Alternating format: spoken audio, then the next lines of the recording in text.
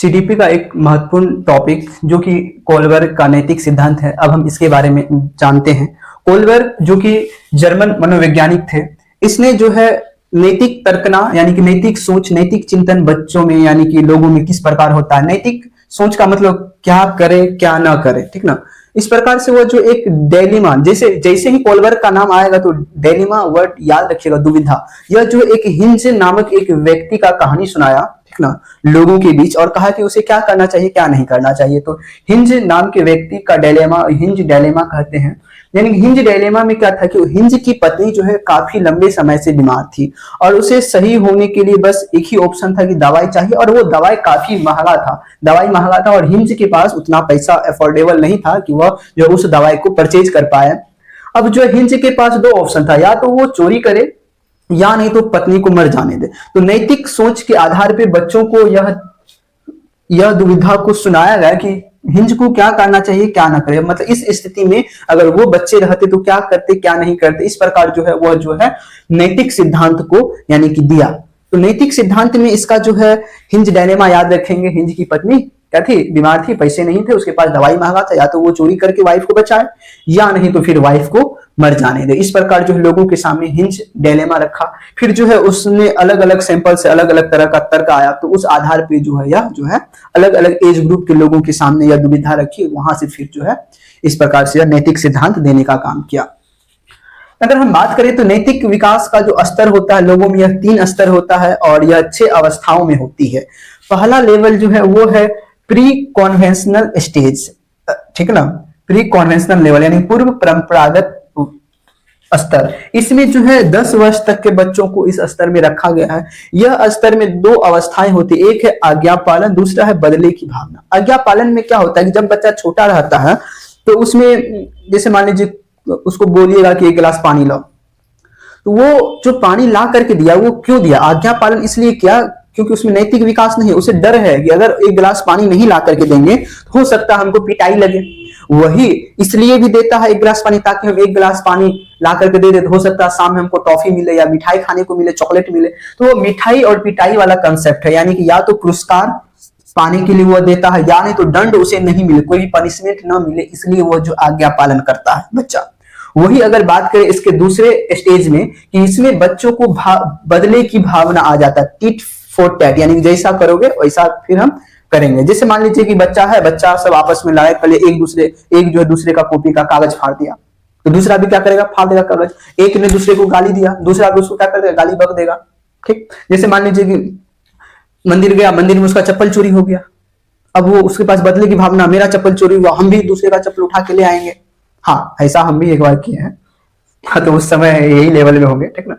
तो इस यहाँ जो है बच्चों में व्यक्तिगत लाभ की भावना रहता है, अगर अच्छा करेंगे तो अच्छा मिलेगा, ठीक है ना। तो वो अच्छा कोशिश करते हैं करने का, ताकि उससे जो है ना अच्छा मिलेगा, यानी कि फायदा मिलेगा या कोई पुरस्कार मिलेगा।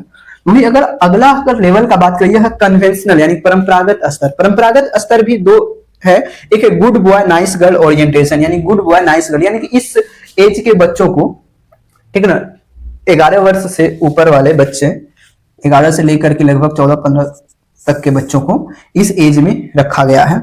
इस एज में बच्चों जो है कोशिश करता है कि समाज में लोग मुझे अच्छा बोले, हम अच्छा लड़का बने, अच्छा लड़की बने, ठीक है ना। स्कूल में सब मेरा नाम ले, टीचर बोले कि या तो गुड बॉय है, नाइस गर्ल है, ठीक है ना। इस समय हम भी थे तो मुझे भी लगता था कि हाँ स्कूल में मैडम ही सब नाम ले, तो जो भी होमवर्क देती थी हम तुरंत करते थे, पूरा डिसिप्लिन में रहते थे, सर लोग का एक एक बात सुनते थे, क्लास में पूरा शांत बच्चा बन के रहते थे, ताकि उस समय बच्चों में एक अवधारणा रहती है कि हम अच्छा बच्चा कहलाए, अच्छी लड़की कहलाए, ठीक है ना। तो वो इस समय नैतिक विकास इस स्तर पे रहता है। फिर जो उस समय के बच्चे रूढ़िगत विचारधारा को भी मानते हैं, यानी मतलब जो भी चीज अच्छा लोगों ने कहा यह काम करने से अच्छा, तो वही काम करेगा, ठीक।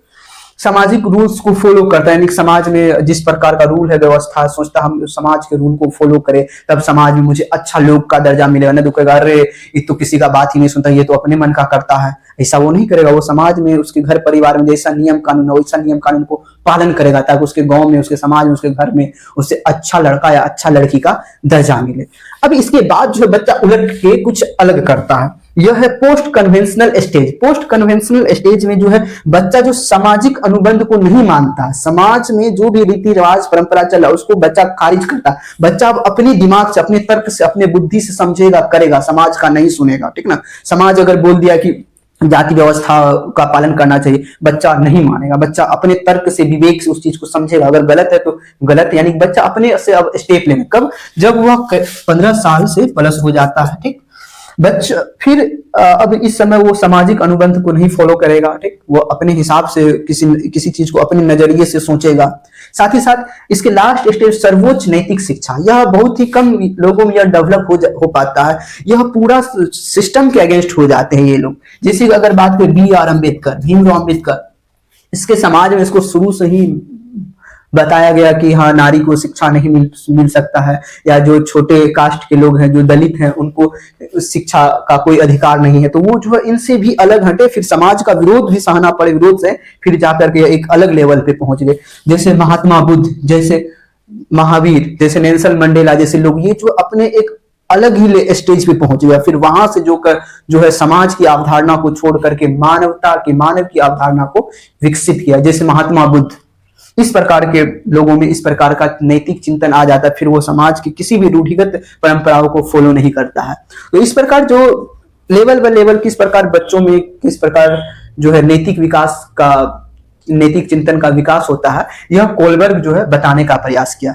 अब हम इसके बाद एक चलते हैं, वो भी मतलब CDP के अंतर्गत आता है, वो है पेलबर्ग का सिद्धांत। पेलबर्ग क्या कहना चाहता हम उसके बारे में अब देखते हैं।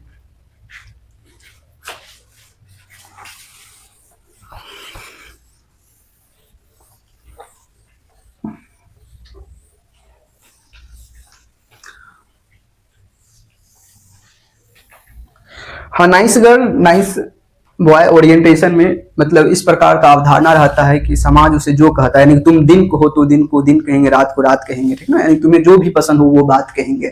एक समाज के अकॉर्डिंग वो चलने का कोशिश करता है, इधर उधर भी नहीं टगमगाता, नहीं तो समाज उसे गलत बैड बॉय या बैड गर्ल का दर्जा न दे दे। ठीक ना, इसके बाद फिर पोस्ट कन्वेंशनल लेवल पर समाज का कुछ नहीं सुनता, बच्चे अपने तर्क से, अपने विवेक से जो उसे अच्छा लगता है वो सोचने का कोशिश करता है। लास्ट स्टेज में तो फिर तो वो खतरनाक लेवल पे पहुंच जाता है। यहाँ हर कोई नहीं पहुंच पाता है, यहाँ जो पहुंचा समझिए तो वो फिर महान ही लोग पहुंच पाते हैं यहाँ तक।